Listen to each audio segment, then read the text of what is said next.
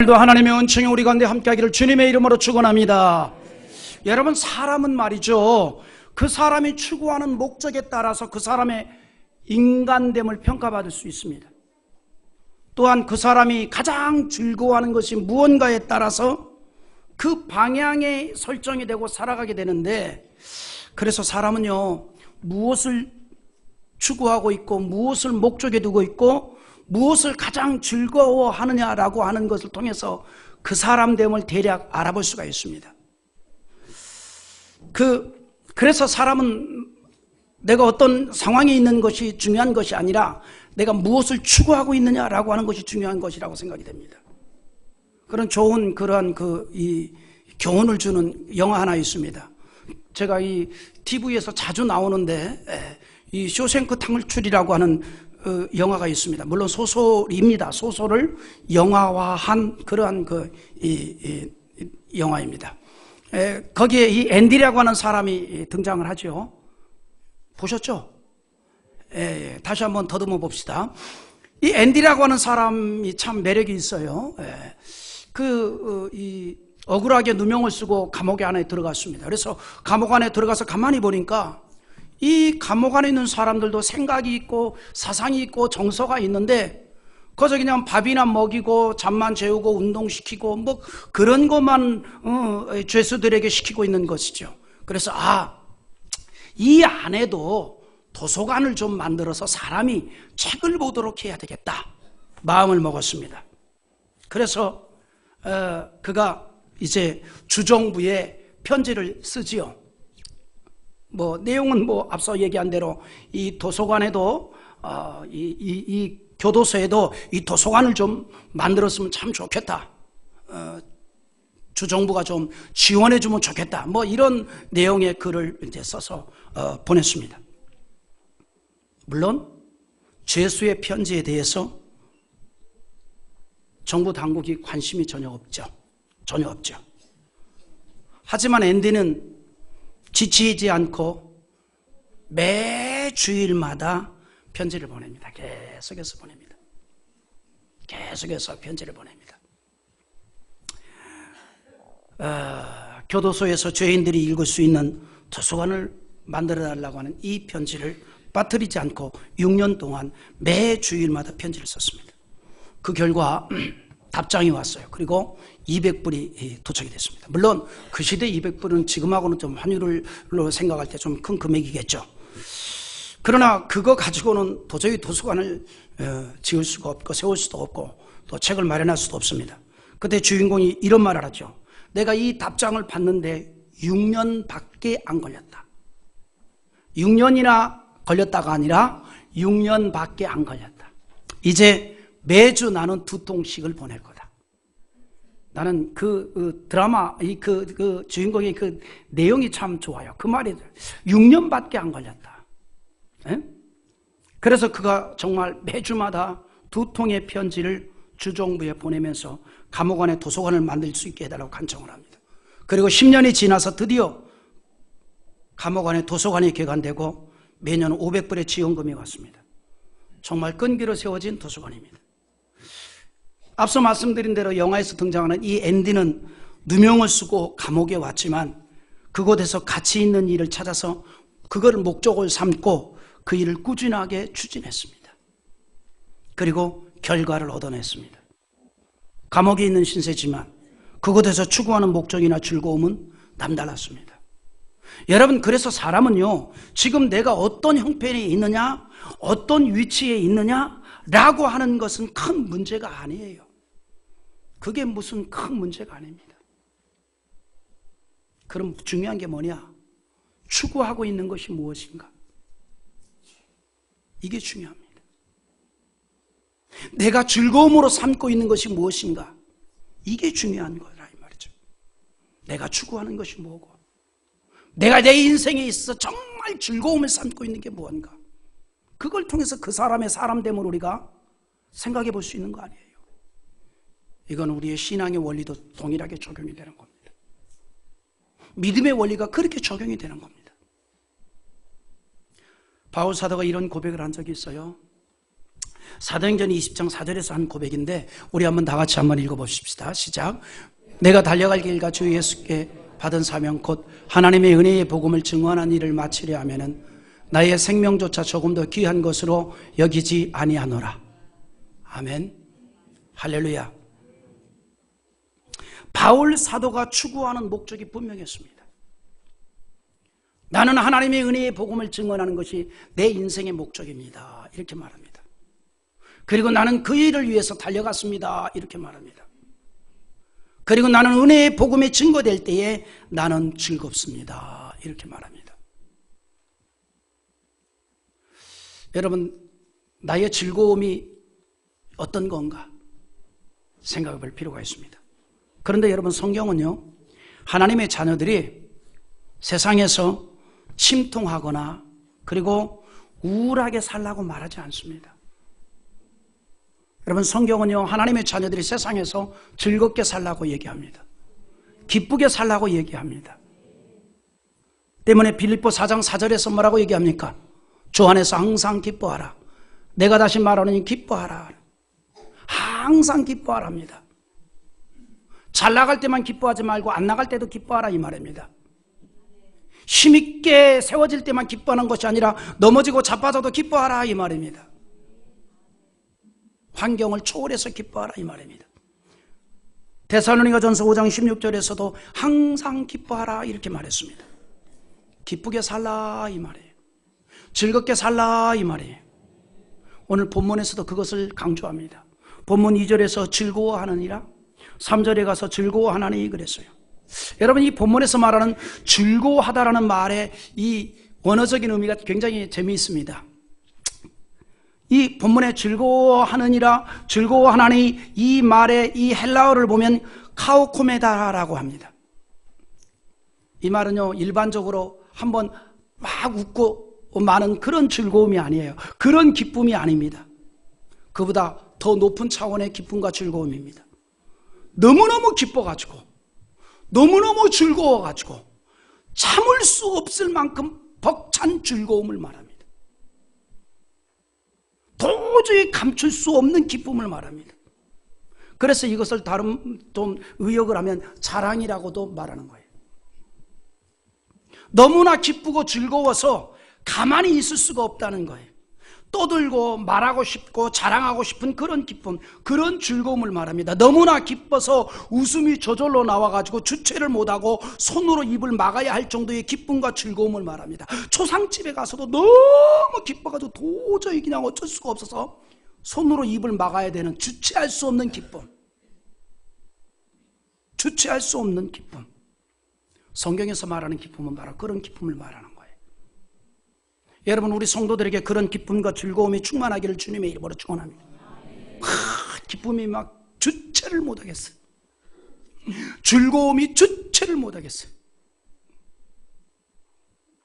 그래서 지나가는 사람들로 말미암아 오해를 받게 하는 거예요. 괜찮은 사람 이상하고 보이는구나. 너무너무 즐거워요. 대체적으로 우리나라 사람들은요, 밝게 웃고 그러면은 좋게 안 봐요. 좋게 안 봐요. 예전에 제가 이제 전철을 타고 다닐 일이 있을 때, 제가 전철에 이렇게 앉아 있으면 전철 타고 들어오는 사람을 한번 유심히 봤어요. 근데 한결같이 웃으면서 들어오는 사람이 한 명도 없어요. 다 인상을 쓰고 들어와요. 그게 우리의 거리 모습인 것 같아요. 근데 또 한편으로 이런 생각을 했어요. 만약에 웃으면서 싱글싱글 웃으면서 전철 타면 사람들이 다 쳐다보지 않을까? 그래서 내가 한번 해봤어요. 전철역에 기다리면서.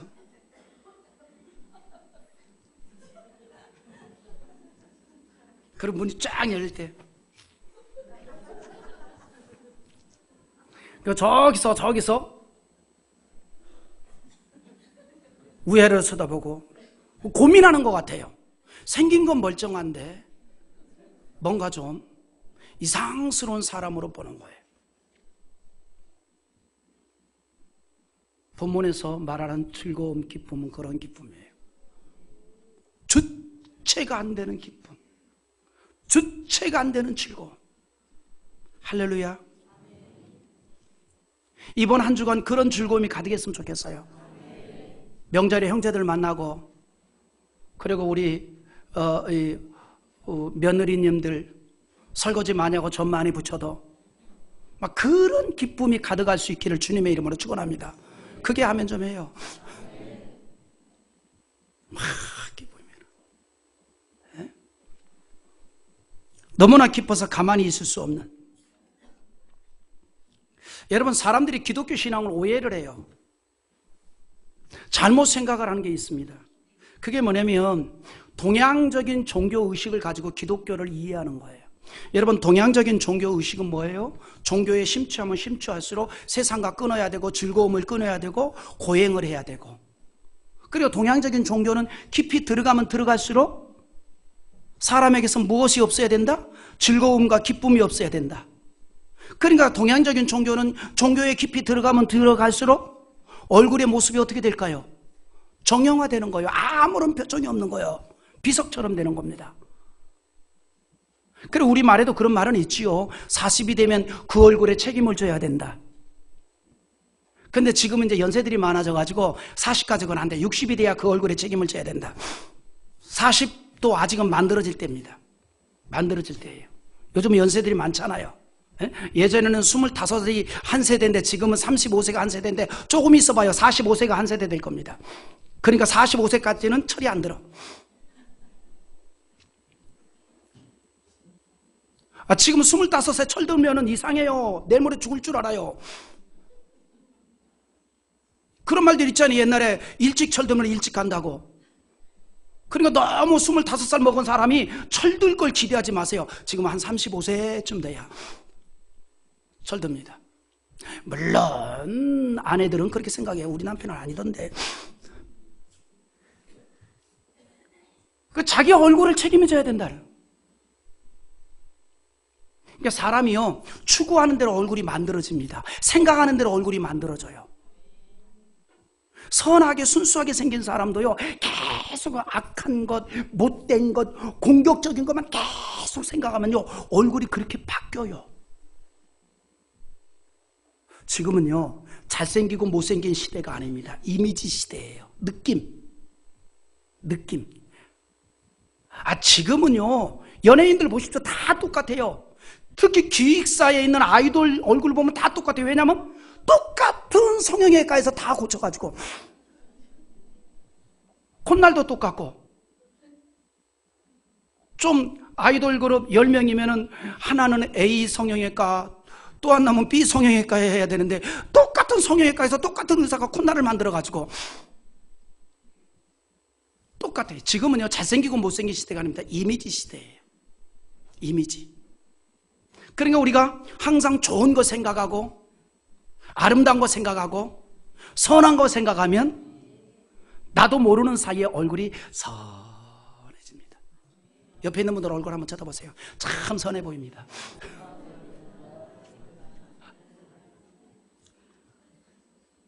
근데 물어봤으면 이제 나도 물어봐야지. 나는 어떻게 보입니까? 에? 뭐라고 대답하는가요? 말 못한다고요?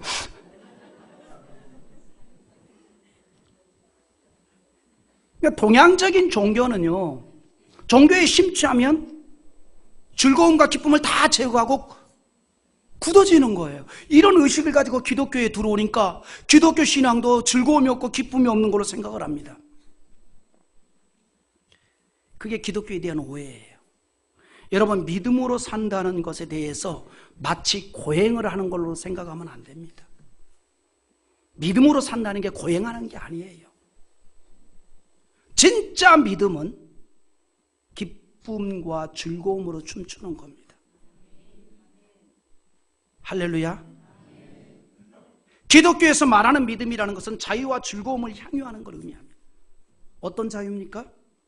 죄로부터의 자유, 하나님의 진노에서 벗어난 자유를 말하는 겁니다. 여러분, 우리는 본래 진노받을 인생 아닙니까? 지옥 갈 인생 아니었습니까? 그러나 예수 그리스도의 보혈에 대해 소가시는 은총으로 죄사함을 받았습니다. 죄에서 자유를 얻었습니다. 이제는 친노의 자리에 있지 아니하고 하나님의 은총 받는 자리에 있지 않습니까? 하나님의 자녀가 되었습니다. 축복의 자리에 있습니다. 그래서 기쁨이 있습니다. 그래서 즐거움이 있습니다. 이 기쁨과 즐거움은 얼마나 나에게 있어서 중요하고 큰 것인지 이 세상 그 어떤 것과도 바꿀 수 없다 이 말입니다. 그것으로 충만하기 때문에 어떤 상황에서도 우리는 그것만 있으면 기쁨과 즐거움으로 가득할 수밖에 없다 이 말입니다. 여러분, 기독교인의 믿음의 수준은요, 다른 것에 있는 게 아니에요. 기독교인의 믿음의 수준이라는 것은 환경을 뛰어넘습니다. 상황을 뛰어넘습니다. 그가 당한 어떤 현실이나 상황이 아니라 그가 누리고 있는 기쁨에 기독교인의 믿음이 있는 겁니다. 사도행전 13장 52절에 뭐라고 그랬습니까? 제자들은 기쁨과 성령이 충만하니라 그랬습니다. 성령 충만과 기쁨을 같이 말하고 있는 거예요.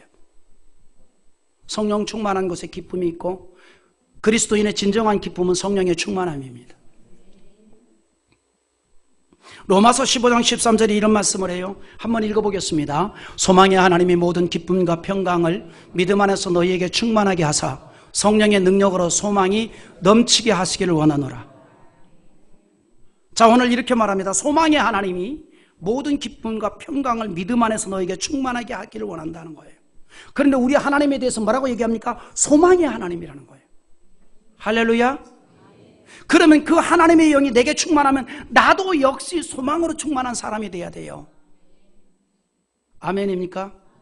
그리스도인은 소망의 사람입니다. 그리스도인은 절망의 사람이 아니라 그리스도인은 소망의 사람입니다. 영원한 천국을 소망하며 그리고 전능하신 하나님께서 내 삶을 이끌어간다는 소망을 가지고 사는 사람이 믿음의 사람의 그리스도인 줄 믿습니다. 그런 소망으로 가득하기 때문에 내가 당한 어떤 현실에서도 어떤 역경에서도 어떤 어려움에서도 우리는 기뻐할 수밖에 없습니다. 즐거워할 수밖에 없습니다. 그래서 우리 예수 믿는 사람들의 기쁨과 즐거움은 그 내용이 세상하고는 다르잖아요. 오늘 본문에서 그걸 말하고 있습니다. 믿음으로 사는 성도의 즐거움은 다른 것이 아니에요. 우리의 즐거움은 의롭다함에 있습니다. 자, 1절 한번 읽어봅시다. 1절 시작. 그러므로 우리가 믿음으로 의롭다함을 받았으니 우리 주 예수 그리스도로 말미암아 하나님과 화평을 누리자. 할렐루야.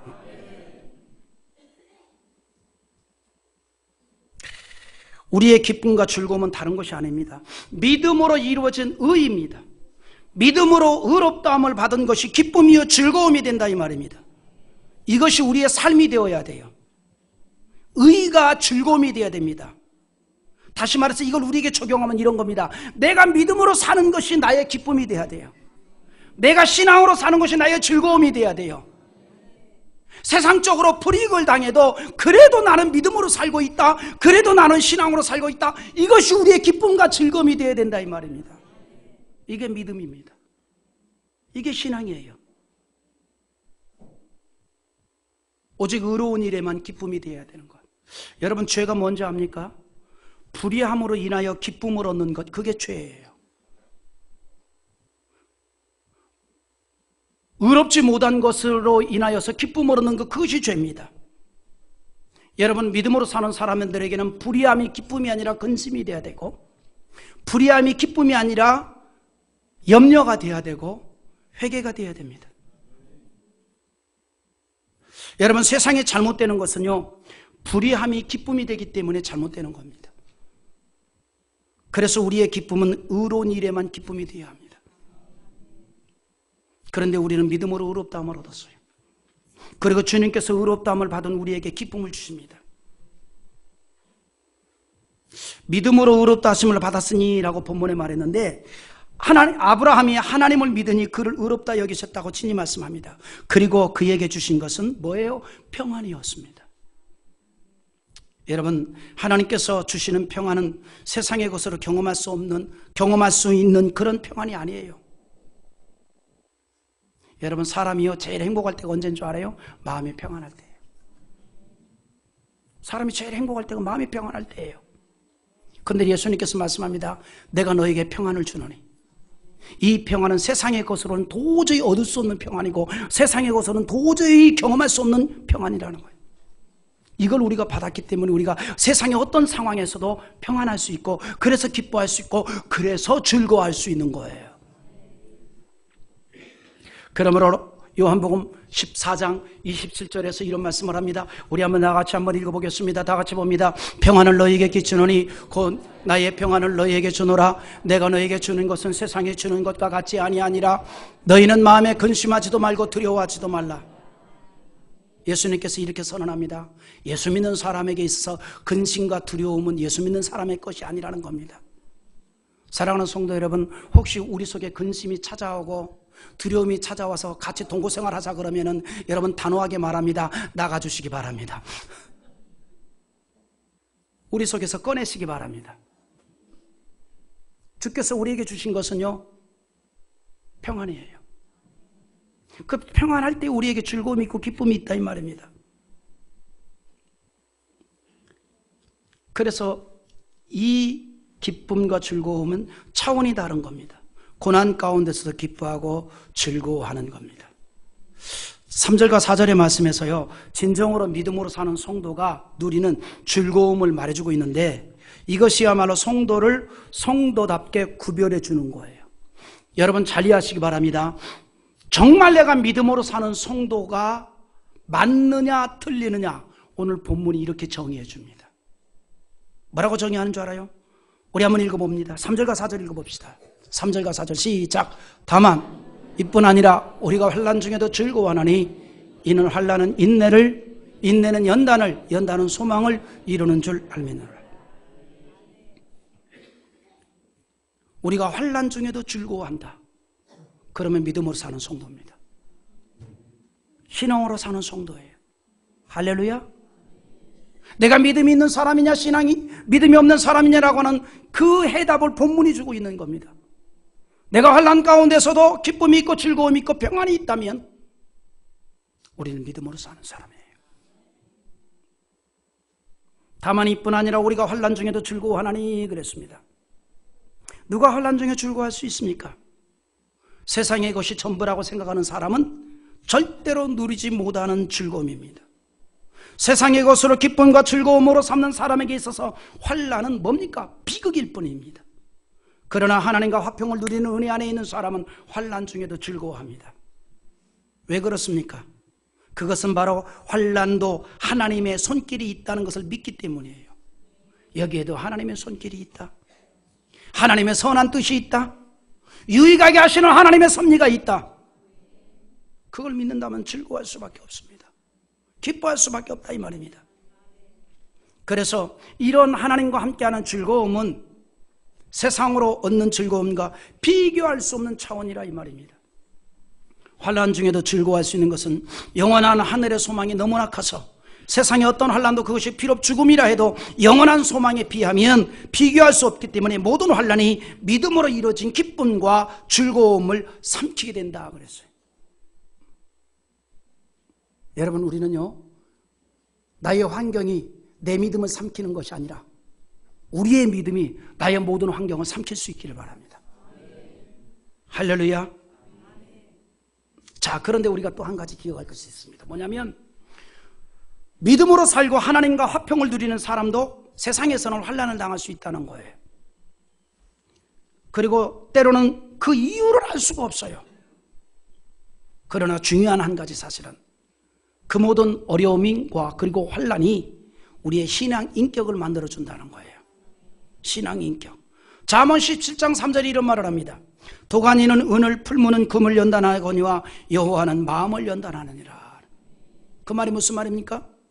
우리에게 어려움이 오는데 하나님께서 그 어려움을 통해서 우리의 마음을 만져주시고 만들어주신다는 겁니다. 여러분, 신앙의 비밀이 여기에 있습니다.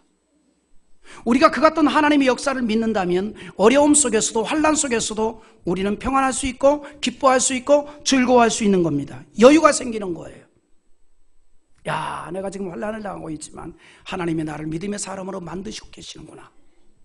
이걸 내가 믿는다면 마음에 평안이 있고 여유가 생기는 거예요. 여러분, 디모데전서 3장 9절에 보면요, 집사님의 자격 중에 뭐라고 얘기한 줄 알아요? 깨끗한 양심의 믿음의 비밀을 가진 자라야 할지니 그랬어요. 그러나 집사의 자격이 뭐냐? 비밀 있는 인생이 되어야 된다는 거예요. 무슨 비밀? 믿음의 비밀. 믿음의 비밀. 이 집사의 자격이에요. 믿음의 비밀. 여러분, 비밀은요, 모두에게 공개되면 그게 비밀이 아닙니다. 특정한 사람만이 알고 있는 게 비밀이에요. 모든 집사의 자격이 뭔지 알아요? 믿음의 비밀이 있어. 주님이 나와 함께 하시고, 주님이 나를 만져주시고, 만들어주시고, 축복해 주신다고 하는 이 비밀. 이 비밀이 있기 때문에 세상 중에 환난을 당해도 기뻐하고 즐거워하는 거예요. 마치 암행어사처럼. 이상하게요, 사극에 나오는 암행어사는 처음에 모습이 거지도 그런 거지가 없어요. 그죠? 그렇잖아요. 왜 그렇게 하는지 몰라요. 사극에 나오는 암행어사는 자기가 암행어사라는 것을 밝히기 전에는 항상 갓도 찌그러져 있고, 도포도 좀 뜯어져서 꼬매져 있고, 그리고 가진 돈도 없어가지고 주막에 가서 구박당하고. 그런데 중요한 게 있죠? 웃어요. 구박을 당해도 웃고, 욕을 해도 웃고, 당당해요. 그의 가슴 속에 왕을 대신하는 마패가 있기 때문에. 그건 누구만 알아요? 자기만 알아요. 이게 비밀이에요. 자기만 아는 비밀이 있어요. 그러면서 막 구박하는 사람들을 보고 즐겨요. 요것들아 내가 누군지 모르지?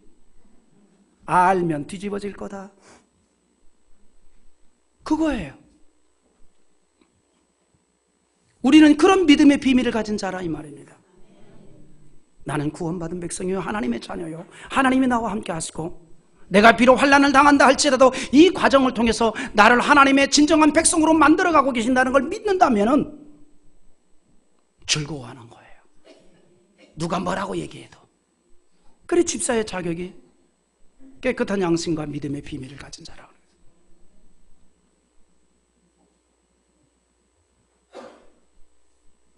진정한 믿음을 가진 성도만이 알 수 있는 믿음의 비밀입니다.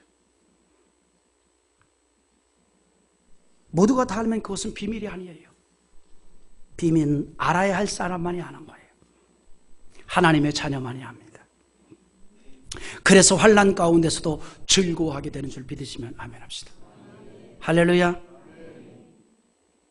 여러분, 성도가요, 믿음으로 살면서도 불구하고, 환난을 당하고 믿음으로 삶에도 불구하고 어려움을 당한다는 것은 귀한 일이에요. 오늘 본문에서 그걸 말해주고 있습니다. 환난은 인내는 연단을 만든다 그랬어요. 결국은 무슨 말이에요? 환난이 결국은 연단을 만들어냈다 이 말입니다.